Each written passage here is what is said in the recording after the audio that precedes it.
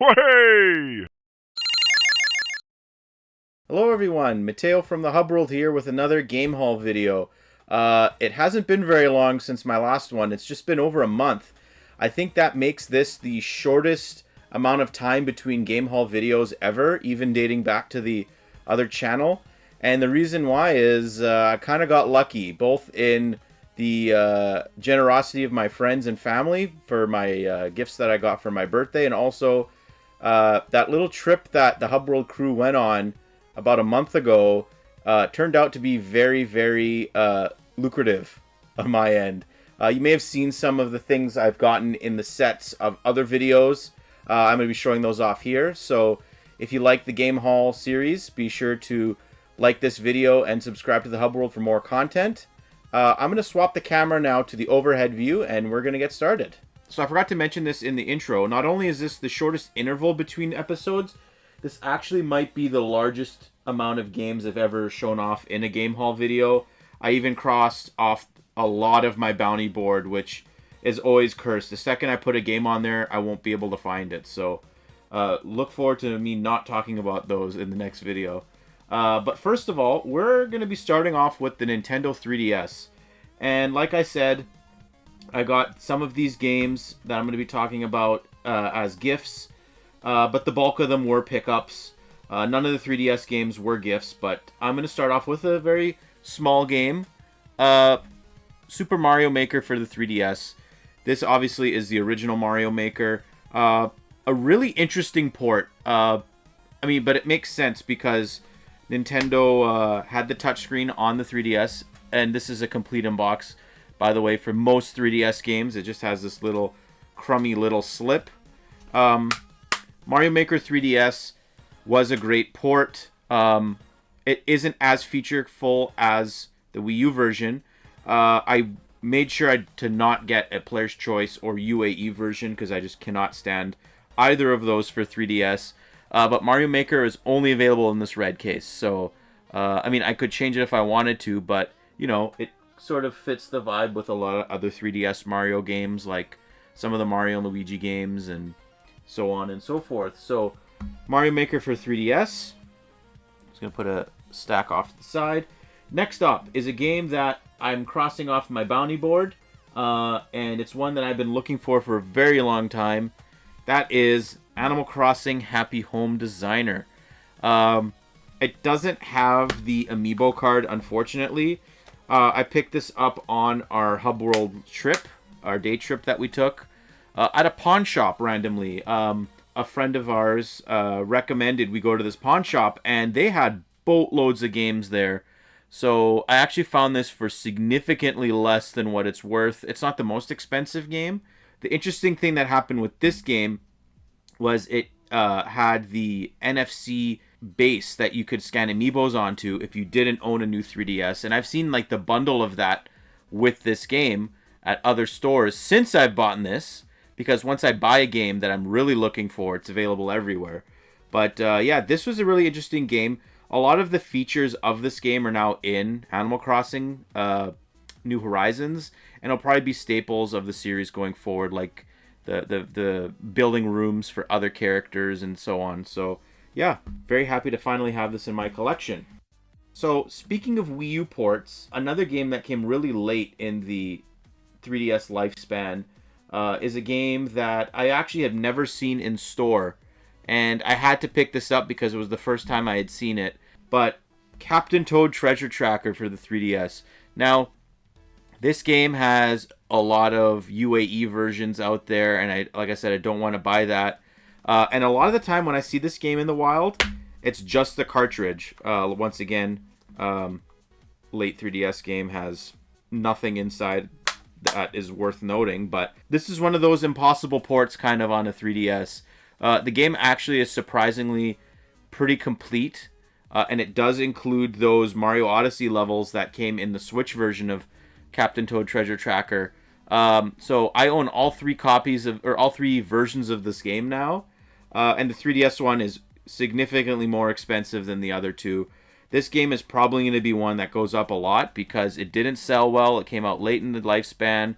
And yeah, it's just really hard to find it in the case and not a UAE version. So I'm very, very happy to have this. So in the last two games that I have here should be mentioned in the same breath because it's the game and its sequel. I'll talk about the first game, Project Cross Zone. Now this was a collaboration between Capcom, Sega, and Bandai Namco. As you see, all the characters here, we have Mega Man X, we have Jill from Resident Evil, we have Ryu, we have Ulala, we have Jin from Tekken. There's so many characters in this game. I remember the advertising of this game was really interesting. They were using sort of like pixel, like DNA almost to show off the game and tease it. This was actually made by Monolith Soft, now a first-party Nintendo studio. So that's why I picked it up. And these games, I don't know how likely they would be to be re-released because, you know, it was a collaboration between the three companies. And yeah, I'm just really looking forward to playing them. They're not like incredible games, but both this and its sequel, you know, they're about 7, 8 out of 10 games. So yeah, I got first Project Cross Zone here.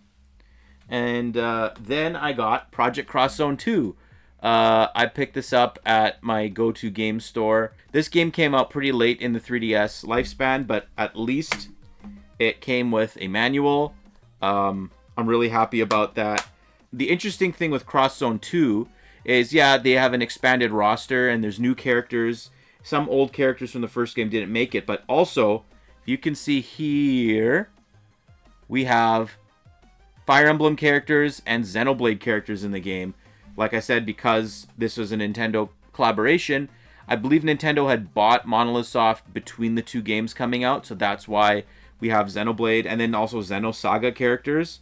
But yeah, I'm really looking forward to playing these. I'm going to start Project Cross Zone probably tonight, actually. This game is worth more than the original one, but I can see both games going up in price even more. 2 especially, because it sold worse. So yeah, that's it for the 3DS. I didn't expect to get that many games, but you know, I ended up with 5. So I'm going to move these out of the way. So instead of doing my usual transition from 3DS to DS or DS to 3DS, because of the quality and quantity of this video, I'm just going to alternate between, you know, big editions and then small editions. So for this, I'm just going to do some miscellaneous editions. Starting off with the Nintendo Switch. There were no Switch 2 editions this time around, so first of all, for the Nintendo Switch, I picked up on sale on Amazon the Batman Arkham Trilogy. Since the last video, Nintendo patched a really cool feature into the Switch 2 called Handheld Boost Mode, which basically allows you to play Switch 1 games handheld as if they were docked. So it would be outputting the game in its docked specs, but for both frame rate and resolution. And the Arkham Trilogy is one of those games that really benefits from that. Now, I have it currently in my Switch because I'm playing it. But Arkham Asylum is on the cartridge. Arkham City and Arkham Knight are downloads, and all 3 games have all their DLC, which is really nice. I love the artwork of this game.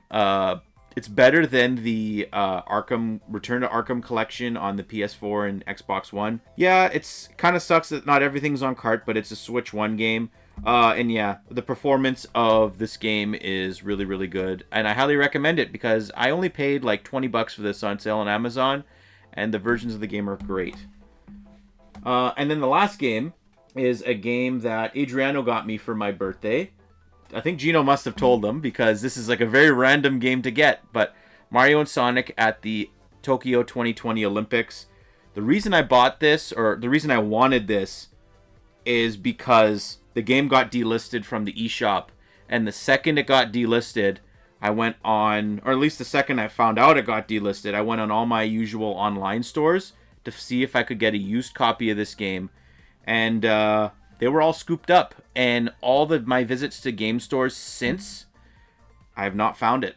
So this might be a really good tale of a game that you should buy.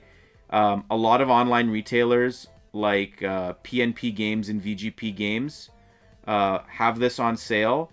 I think by the time they sell out all their inventory, that's going to be it. So like the Wii U Mario and Sonic, this eventually might be really, really expensive. So I'm very happy to have it in my collection now. So thank you, Adriano, for that. I have one Xbox 360 game and one Wii game. We'll do the 360 game first. One that I've had my eye on for a long time, but the price wasn't right. I found it for $5, so I picked up Sega Superstar Tennis from one of my favorite stores in the area. I was thinking about getting this on Wii, but the performance was the reason why I got it on Xbox 360. I'm actually not sure whether it's backwards compatible or not. My gut is telling me no. But this was like the first big Sega crossover of that generation. We had the Sonic and Sega racing games that came out later, which are both incredible. I like the first one actually a little bit more than the second one, but this game was a good crossover. Jules has actually played this on the Wii. He said it's great. This is in the era of... Before we glossed manuals, all the manuals lost their color. Yeah, this is one game I really want to play. It can't be any worse than like the average Mario Tennis game. I've read reviews for it. It seems pretty good. And I love the characters that they chose to put in this game. Like we have Sonic, we have Beat, we have Knights, we have the mice from Choo Choo Rocket and the aliens from Space Channel 5. Amigo from Samba de Amigo. Billy Hatcher's not in this game. That's the only thing that I would say that I am a bit negative about. But yeah, this is a really cheap game, and it's just a really fun crossover for Sega. And then lastly for Wii, I picked up Spectrobes Origins. For those of you who don't know, Spectrobes is a really interesting game series. It's an original JRPG series that is owned and developed by Disney. The first two games in the series are on DS. This is the third game, and it's the last game to have come out in the series, at least to this point. I'm really interested in whether or not the series would come back, because I feel like it always had more potential, and I feel like all three games probably didn't hit that potential in Disney's eyes, so they kind of just ditched it. But I know there's a strong cult following behind these three games. I'm really interested to dabble with the DS games in the future. Eventually I'll get to this one. But yeah, the whole idea of Disney having their own sort of monster RPG was a very, very tempting proposition in my eyes. So I'm pretty happy I got this. I got it on our Hub World trip. We got this game, and we got our friend Phil, who you've seen in the Hub World podcast, a copy of Bushido Blade, which he's been hunting for a long time, as well as another game that I will mention later on for GameCube. I only paid $15 for this, less 20%, because it was a buy 3 games, get 20% off your purchase. So yeah, I got this at a really good price, and it is complete. So I got the English and the French manual, because in Canada we get French manuals, as well as this little leaflet in here. What's this for? Oh, it is a little disclaimer to say this game has online. So yeah, Spectrobes Origins, the final Spectrobes game to this point. I'll just transition into DS, because the first game I'm going to talk about is the original Spectrobes for the Nintendo DS. Also purchased at the Hub World trip. I got this for only $10. I know it's not the most expensive game, but I've seen it for more locally where I live. Where we went on our trip, it's a ferry ride to get where we went to, so about an hour away on boat. So hit up a whole bunch of stores over there. A lot of the stores there are better than the stores that we have here in my hometown. So yeah, I got Spectrobes 1, complete in box, fantastic quality. They had actually multiple copies of the game there, so I kind of mixed and matched to make the best copy that they had, and the owners were totally fine with that. So this is the worst of the three games in the series from what I've read. The Wii one is the best reviewed one. So yeah, I'm gonna probably dabble with this. If I don't finish it, I definitely want to read the story, because I'm really intrigued, like I said, by the concept of a Disney produced game series that has to do with monster collecting. So Spectrobes 1, I'm going to put that over there. Next up is a game that Jules actually sold me, crossing off another game on the bounty board, WarioWare DIY. He was kind enough to give me a deal. I basically told him, look, I'll pay you the equivalent of what you would probably get at a used game store, so 50 to 60% of its value. He was happy with that. So this is his copy. He imported all the games that he made on here onto his Wii anyway, so if he wants to play them again, he just can plug in his Wii and play it. But this is the last Wario game that I needed for the Nintendo DS. It's a really interesting game. You just make your own games, so it's not like your traditional WarioWare in that sense. But yeah, this is the Canadian copy, as you can see, because of the English and the French on the cover. So yeah, I had the opportunity to buy this multiple times, but the time wasn't right. And when I decided, well, you know what, I want to pick this up, it became impossible to find. But unlike other games I'm going to show off, I still have not seen this in the wild. So that's that. Next up is a very intriguing game. I picked up Fossil Fighters. I picked this up actually at EB Games of all places. EB Games in Canada started selling used retro video games again. They're only dabbling with Nintendo right now. I've seen DS, 3DS, Wii U, GameCube, N64, and all other Nintendo consoles. No PlayStation and Xbox yet. I feel like if they got those, they would kind of be shelf warmers, especially the 360 and PS3 generation. But the prices that they charged were really, really, really affordable. And I've been to 2 or 3 EB Games since I picked this up. And yeah, it checks out. All stores are selling the games for pretty affordable prices.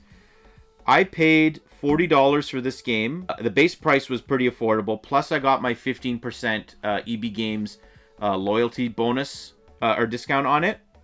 And yeah, this game is a first-party Nintendo game.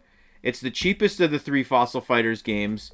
It's complete in box. It's in fantastic condition, except for the little tear on the manual down there. But that's not too bad. I can live with that, especially for the price that I paid for it. The employee that was helping us out at EB Games when I picked this up raved about this game. I kind of sniped it from him because he said he was considering buying it. That's life, I guess. I've been in that situation before where other people have bought games that I've wanted to buy. Yeah, I'm really happy to have this. I'm going to talk more about Fossil Fighters potentially in the bounty board. I haven't decided yet because the other games in the Fossil Fighters series are very expensive. And then the last 2 games I will share here for the DS are games that I got for my birthday. Gino and some of our other friends all pitched in to get me a lot of higher profile games on my wanted list. None of these were on the bounty board, but because of the price, I tend to like to have the bounty board as sort of cheaper options. The first game here is Pokemon Rangers Shadows of Almia. This is the second Pokemon Ranger game on the Nintendo DS. Never owned these growing up. I have the original Pokemon Ranger. I'm still hunting for a manual for that game. Finding manuals for games is very difficult these days, if you didn't know that. But it's complete in box, in fantastic condition. I hope Gino didn't pay too much for this. This is the second game. And to go with the second game, I also got the third game from them. It's also complete in box, in great condition. Please pray for my DS or 3DS that I play these on, because these games are known to really scratch up the touchscreen, so I just got to remember to not press very hard. These spin-offs are pretty beloved by fans. I believe these are the games you got the Manaphy and Fione in originally, or maybe was it just Manaphy? I imagine it'd be hard for the Pokemon Company to bring this series back just because of the lack of a touchscreen on a Nintendo Switch when playing in docked mode, but these games would be perfect additions to the Switch 2 DS NSO if they eventually do that, because then, you know, you don't have to worry about killing your screen, because the way the DS screen worked, the capacitive touchscreen, those were very prone to scratching. So I'm very happy to have these in my collection.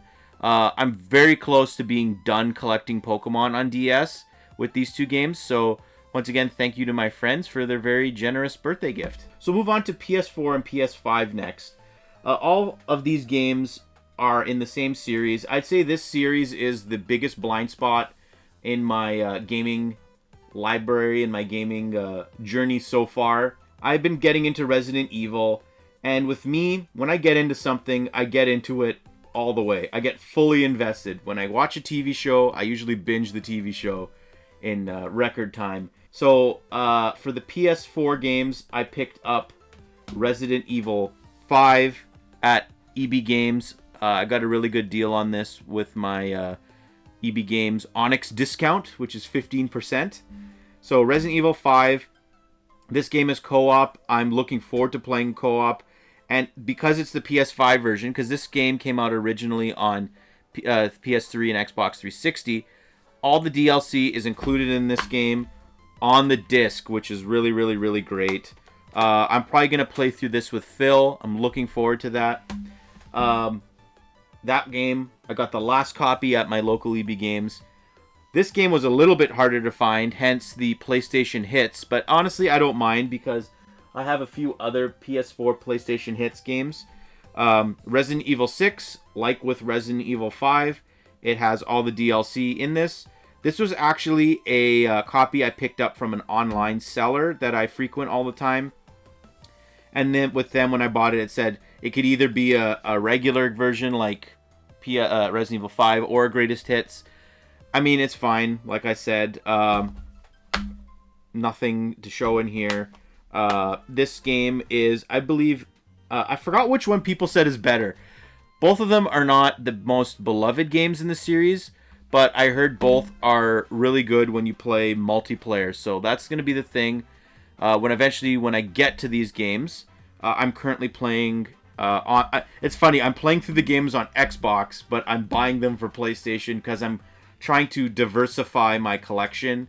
I don't want to put all my eggs in Xbox basket just in case the next generation doesn't go Xbox's way. So having these games on PlayStation, I think, is just a really good, safe bet for me. So Resident Evil 5, Resident Evil 6. Next up are the PS5 Resident Evil games. These games are ones that I'm very fond of because I've played at least 2 of the 4 I'm about to show. The first Resident Evil game I played was Resident Evil 2 on the Xbox. This game was actually sealed. Actually, all of these PS5 games were sealed, but I had to open them because when they shipped, the discs were dislodged, and it was kind of like this, and they were rattling around in the case. So I had to open them to safely secure the disc back in the package. This game was fantastic. I really enjoyed it. I played as both Leon and Claire, and then got the sort of secret final ending of the game. I've been streaming these online through Discord to Phil, and also played in person a few times as well. I have it on PlayStation for whenever I do replay it. I'll get the trophies on that. I also played Resident Evil 3, and I finished this as well on Xbox. I didn't like it as much as 2, but it was still really good. It was more open. Resident Evil 2 takes place entirely within one location, but Resident Evil 3, you get to walk around Raccoon City a little bit. You explore the mansion from Resident Evil 2. This was a really fun game. Like I said, though, I think I do prefer Resident Evil 2. Phil did say that this game did cut a lot of content that was originally in the PlayStation version, the original. It's still a great game. I highly recommend both of these games. They are classics, modern classics. So there's those 2. And then I got 2 more Resident Evil games. I got Resident Evil 7 Biohazard Gold Edition. The reason I got the Gold Edition is because all the DLC is on the disc. I actually didn't have the ability to play this on Xbox. I'm game sharing with my friend who has a bunch of games, but he doesn't have 7, and he also doesn't have 8. So that's why I bought both of these on PlayStation as well. That was like the number one thing. I'm like, if I have to buy 4, 5, 7, and 8, I may as well just buy them all on PlayStation. The Xbox versions are also really hard to find for all these Resident Evil games that I've shown. But these 2 are way more scary than all the other games from what I've been told. Specifically, Resident Evil 7 I heard is really scary. Notice I have not shown off Resident Evil 4 or Resident Evil Requiem. Requiem I will buy eventually. The game just came out at the beginning of this year. It'll probably be significantly discounted later on.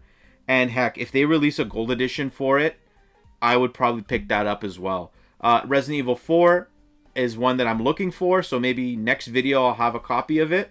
I've seen it on and off on Amazon for about 27 Canadian, which is a decent price.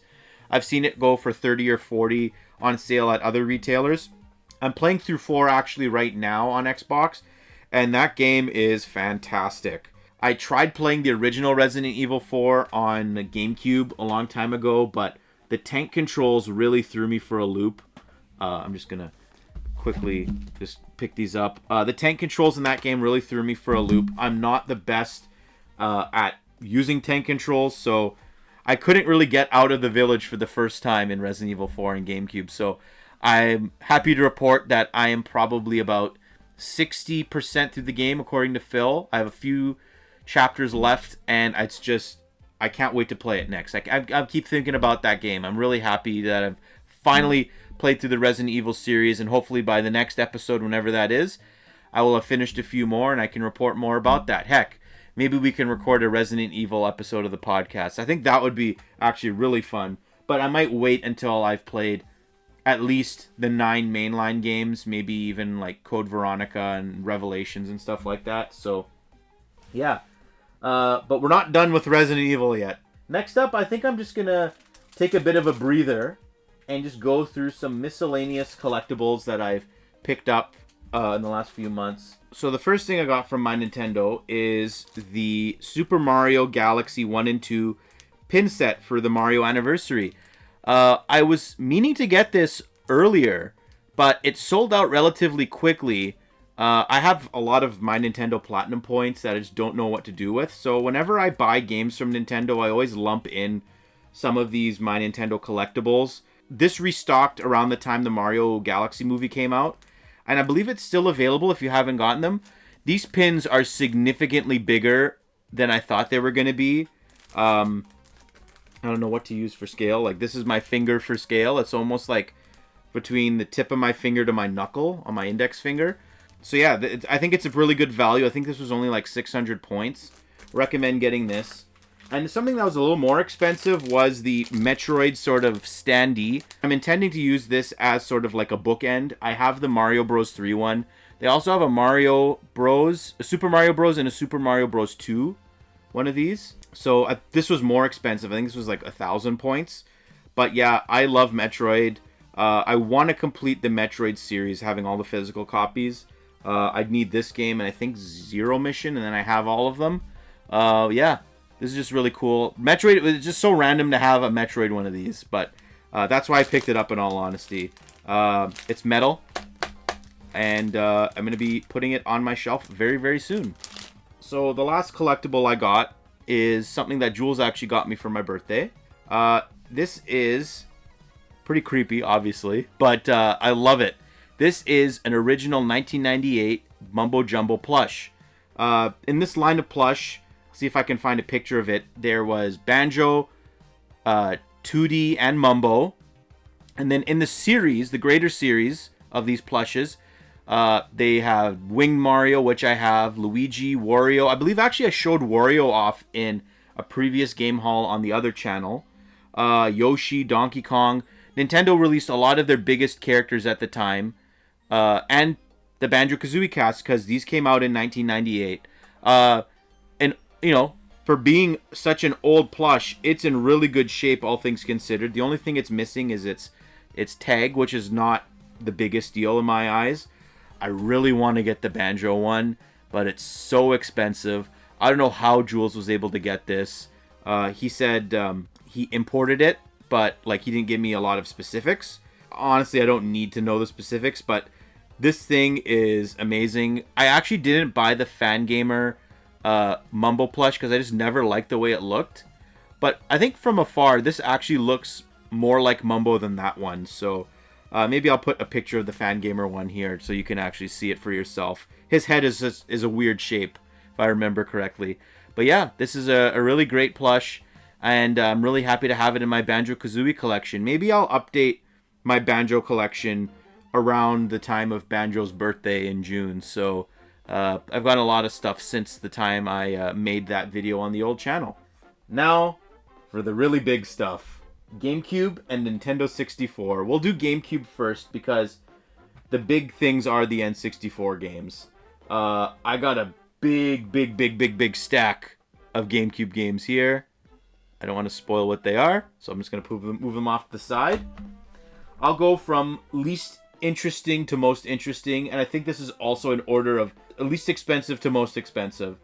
First of all, I've completed the 007 library on the GameCube with GoldenEye Rogue Agent. The important thing with this is you got to find a case that actually has the 007 Presents sticker on here. That's kind of the reason why I haven't bought it, because this is actually I bought this as a part of that deal that I got Spectrobes Origins.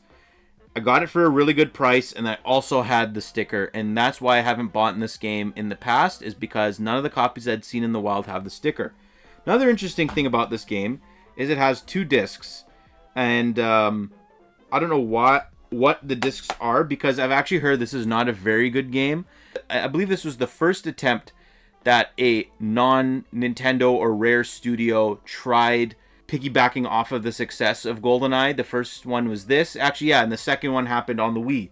This is the last 007 game that I needed for GameCube. Yeah, not much to say about that. Next up is a game I have fond memories, I believe, renting from Blockbuster and playing at other people's houses. Beyblade V-Force. This was a game that I had been looking for a really long time. The one copy I did see at a local game store was completely sun-bleached. The spine and the front were just yellow instead of orange, and I did not want that in my collection. I picked this up also on the Hub World trip that we had a few months ago. This game actually was really fun. I was a huge Beyblade fan growing up. This is Kai, if you guys don't know Beyblade, and I believe his Beyblade was Dronzer. And I don't remember if this is around the time where they had like engines or whatever inside the Beyblades. But yeah, Beyblade I believe is on like its 3rd reboot now, or 2nd reboot. It's crazy how many like generations of Beyblade there's been. And I believe this is probably one of the better games that came out, at least that I've played. I played one random one on DS and then on 3DS at like a demo kiosk. And they were not great. I'm very interested to know whether or not this holds up. I haven't played it yet. I probably should. I'm actually really bad at testing my games. I take it for granted that a lot of the ones that I buy are fine because they all come with the warranty and whatever on it from the retailers. But because I bought this one on a trip, I guess I kind of don't have a warranty on it because I'm not going to pay to go back. So yeah, this is one that I'm just very happy to finally have in my collection. Another game for GameCube I picked up. This is actually the most recent game that I've added to my collection. Marvel Nemesis Rise of the Imperfects. This is an often forgotten game of its generation. Even the Imperfects themselves. The Imperfects characters were created for this game. It's a really mid-fighting game that came out in the GameCube, PS2, Xbox generation, made by EA. I feel like Marvel games kind of turned a corner after this game came out. And yeah, it's just like a really obscure game, and it's not the best reviewed. I remember playing this at a friend's house growing up. We actually bought my friend this game on PS2 for his birthday, and that's where I originally played it. But it's just really weird, even to this day, like looking at like characters like Iron Man and Captain America and whatever now, and like seeing like they weren't the biggest characters back then, but it's just a really obscure Marvel game that I had some nostalgia for, but like once again, it's not really the best game. A lot of the games that I'm showing off for GameCube are like sort of the periphery games that I want, and it's just like a matter of I'll buy it if it's the right price type of thing. But sort of swaying from that is actually a beloved GameCube game, one that I have played but haven't finished. Final Fantasy Crystal Chronicles. This game is a classic of the GameCube. Had to be played. The best way to play this game is with the GameCube link cables with 4 friends. Me, Phil, and 2 of our other friends played this. We got about a third of the way through it. We still have to finish it one day, but the Switch version of this game is nowhere near as good. It has issues. This is the one that I do recommend picking up. It's not the most expensive game in the world. I do have, though, really, really fond memories of just plugging in my Game Boy Advance for GameCube. I know it's like this feature that Nintendo really pushed, but no one game really made it stand out. Like, I know Wind Waker had a little thing, and Four Swords Adventures, and this game, and you could do stuff with Pac-Man. Pac-Man Versus, I think is it Pac-Man Versus? Oh god, I'm gonna look right behind me because I got my GameCube games right behind me. Pac-Man, yeah, Pac-Man Versus. That was like the flagship game, I believe. Miyamoto showed that one off at E3. But yeah, this was sort of Square Enix's return to Nintendo after sort of abandoning Nintendo as a platform because of the N64 and their cartridges choosing to rather build their games on PlayStation because of the CD discs. So, yeah, I'm really happy to have this in my collection, and hopefully we do finish playing this one day. The next game is a game that I'm crossing off my bounty board finally. I believe it's been on for at least 2 or 3 game halls. Crazy Taxi. Now, with this game, I broke my rule. I did slightly overpay for it. The only reason I did is because I can't find it anywhere. And because I got the Player's Choice version of this game, funny enough, the whole side of the game is yellow from top to bottom. I think that's really, really cool. I don't mind Player's Choice on GameCube just because it's just... I have so many of them, and the yellow actually is a really cool color to choose for that. And it doesn't obstruct the box art like the way the Player's Choice or Nintendo Selects does on 3DS, Wii U, and Wii. This game is complete in box. It's a really good port of the arcade Crazy Taxi. I know the best one is the Dreamcast one. I've played the actual arcade machine multiple times, including on our Hub World trip that we took. Playing that game at the arcade really, really motivated me to finally own this game because I really do like Crazy Taxi. I'm just really happy to finally have it, even though I did overpay. But knowing my luck, I will see this everywhere now. So I feel like I've done 5 GameCube games and I got 5 more still. Like I really overdid it with GameCube, but we got to keep on going. The next game is Yu-Gi-Oh! The False-Bound Kingdom. This is actually not a Yu-Gi-Oh! Card sim. Those games were always on handhelds. I feel like with the console games, this game and even the, I believe it's Duelist of the Roses or something like that. I think that was on PS2. It may have been on GameCube. I'll put here whether it was or not. This is an RPG. It's like a 3-on-3 monster battling RPG. It came with 3 promo cards, which I do actually own, but we never actually owned the game until now. It came with Zoa, Metal Zoa, and Goblin Fan. So if I really wanted to, I could put the games inside here. I don't know why. Why am I putting... Why am I doing this? Past Matteo, why did you put the manual all the way back here? Yeah. Oh, I have 2 of these. What do you know? Opening the game revealed that I have an extra one of those. You know, believe it or not, I've actually seen stores sell these now. The health and safety pamphlets. So yeah, this is probably the best console Yu-Gi-Oh game that's not a traditional card game. I really miss the age in which Konami took risks with the Yu-Gi-Oh series in games. We have Master Duel and we have Yu-Gi-Oh! Duel Links. Duel Links is interesting because of it's like a series crossover, but it's not the core version of Yu-Gi-Oh! And Master Duel is the core version of Yu-Gi-Oh! But it doesn't have story in the same way that these games did, right? Like Master Duel story tells the lore of the cards, whereas this was a wholly original story. And like I said, it does have these 3 cards on here. I do technically have a complete in-box copy then if I put those in here, which I actually might do. So yeah, Yu-Gi-Oh! The False-Bound Kingdom. Check it out. Before I reveal the last 2 games for GameCube, we're going to take a little bit of a detour here. Still on the GameCube, But I picked up some Japanese GameCube games.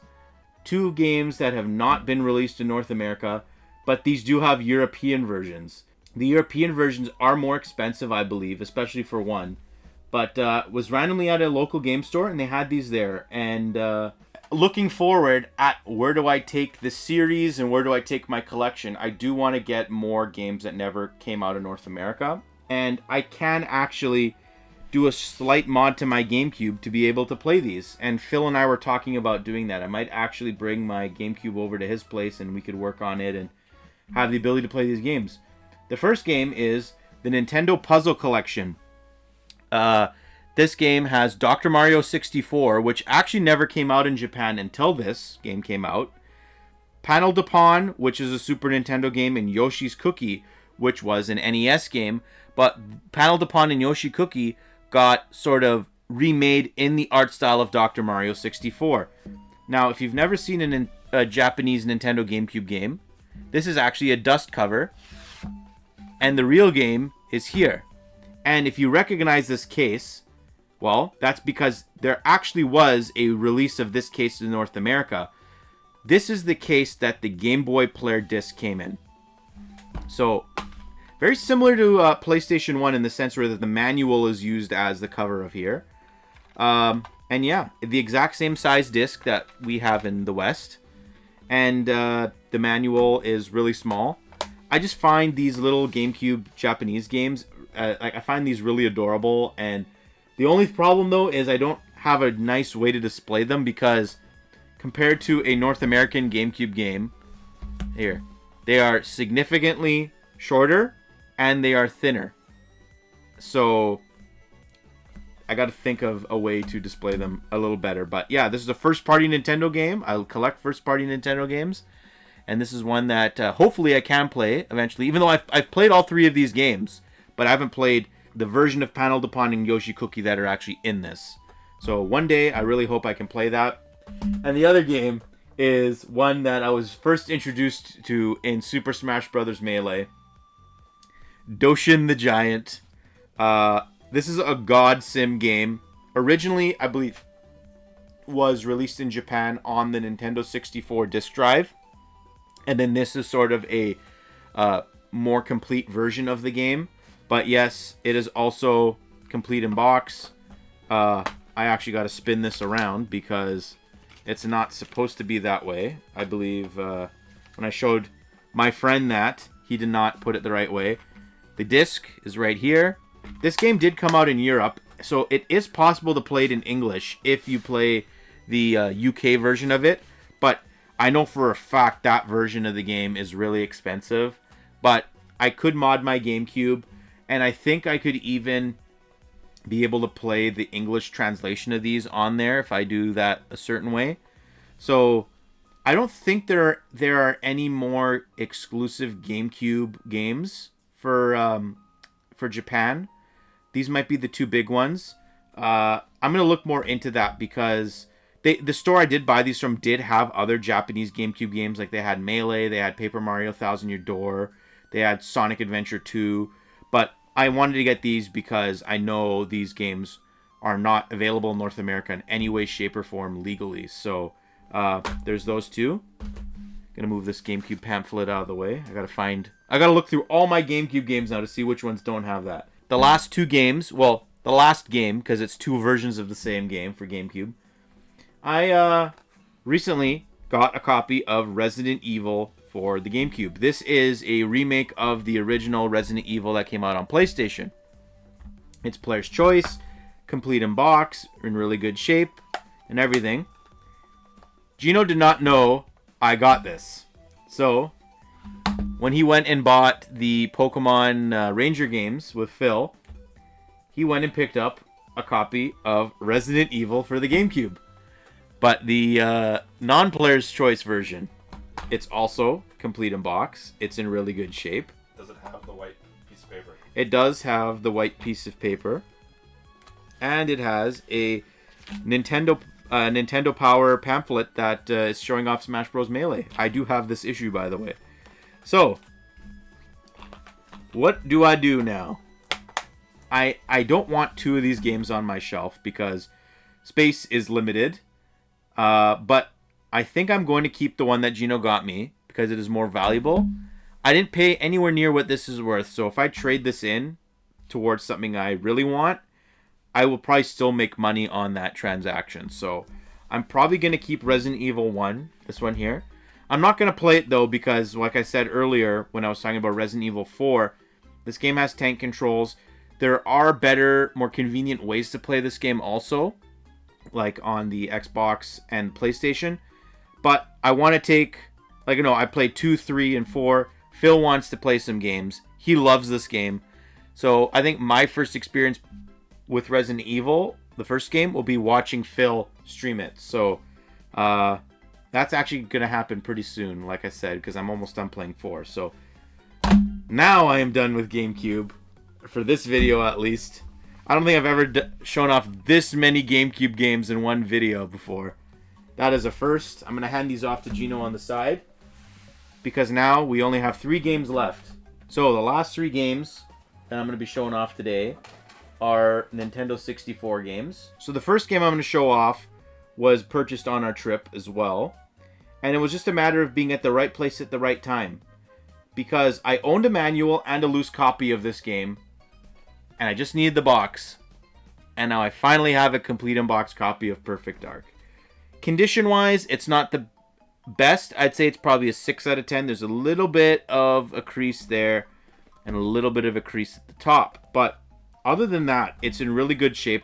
My manual was pristine. My cartridge is pristine. Perfect Dark is a game I really love.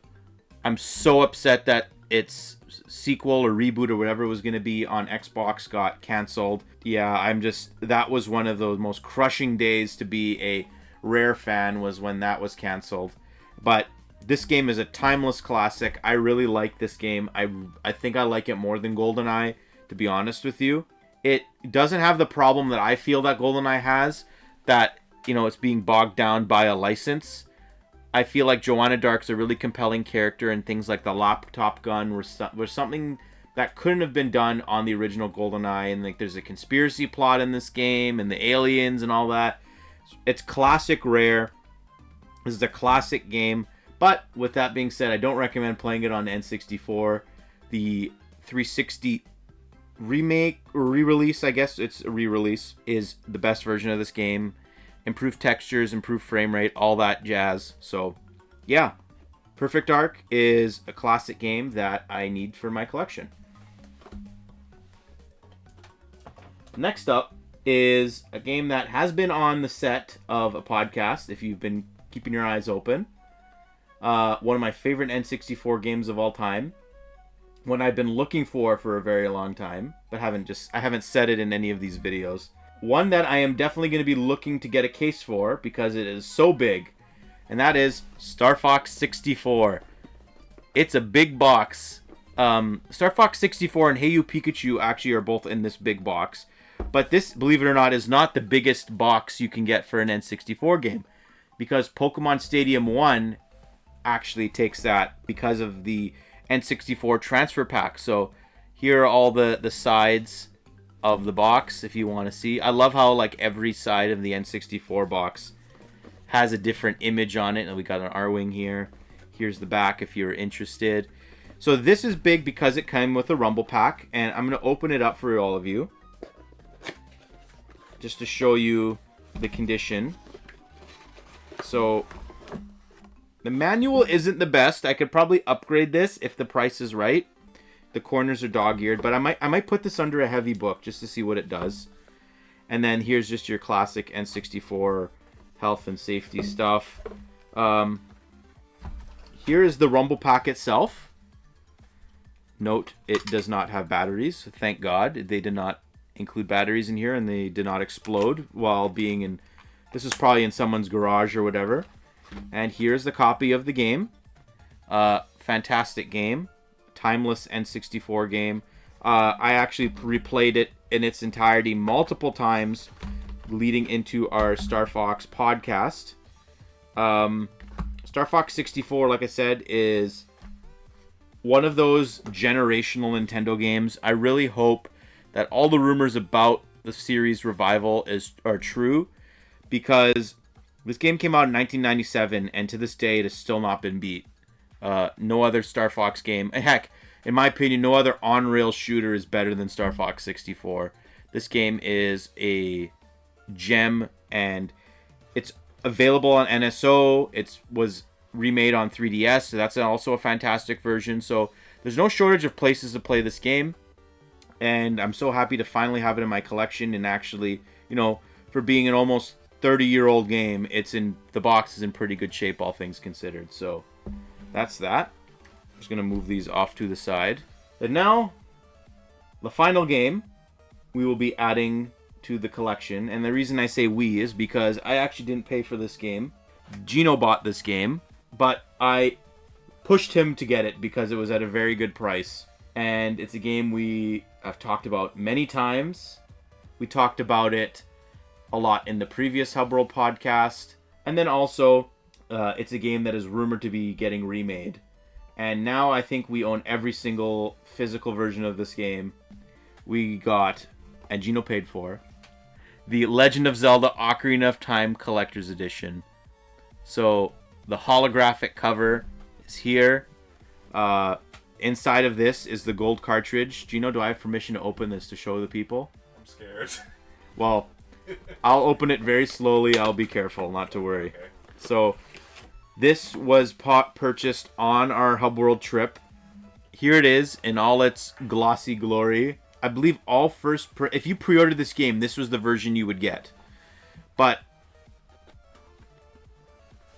these are very tricky to open. I don't want to bend it. So here is the cartridge. Everything else in the box is the exact same. The manual is the same, and the other things are the same. But this cartridge is mint.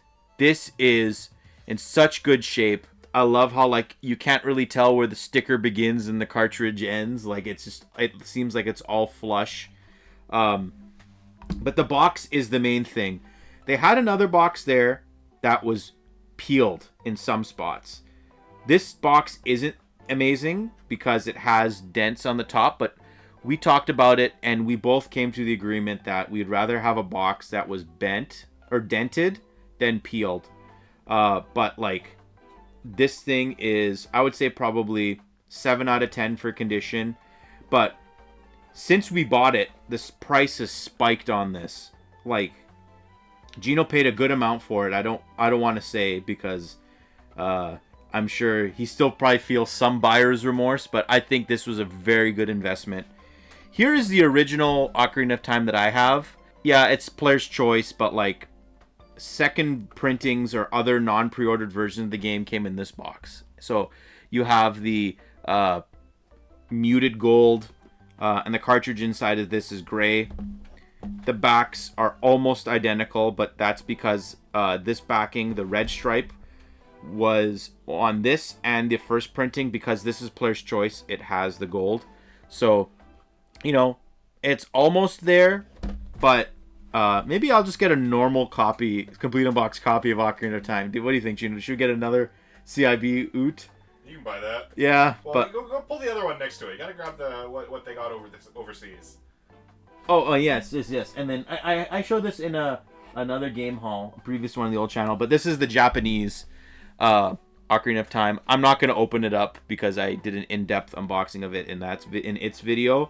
Oh, if that one came in like a platinum silver color, that would be perfect. I actually don't know whether Japan got a collector's edition or not. Maybe I'll post a picture here if they did, but this is something we've been wanting to get for a really long time, and I feel like it is worthy to have in our collection, especially because of how big of a big fans we are of Ocarina of Time. Like, this is one of the greatest games ever made. It's actually the original version of Ocarina of Time. It's the original ROM of Ocarina of Time on it, so the blood is red instead of green. The music has not been changed. The sound effects have not been changed. They've been changed in every single version since this came out. So it is the perfect version of the most perfect game ever made. So, alright, now it's time for Matteo's bounty board. I had a pretty successful last month and a bit since the last video. I was able to cross off 3 games off my bounty board. This time around, WarioWare DIY, Crazy Taxi, and Animal Crossing Happy Home Designer are off the list. Now, I still have Planet Puzzle League and Transformers War for Cybertron Decepticons for the Nintendo DS. Two really cheap games that for whatever reason I can't find anywhere. Even on our trip I was looking for these. I must have gone to almost a dozen game stores and none of them had either of these games in stock. So, plus I'm looking online too at other retailers that I buy games from. I also have Spectrobes Beyond the Portals. This is the second Spectrobes game for the Nintendo DS.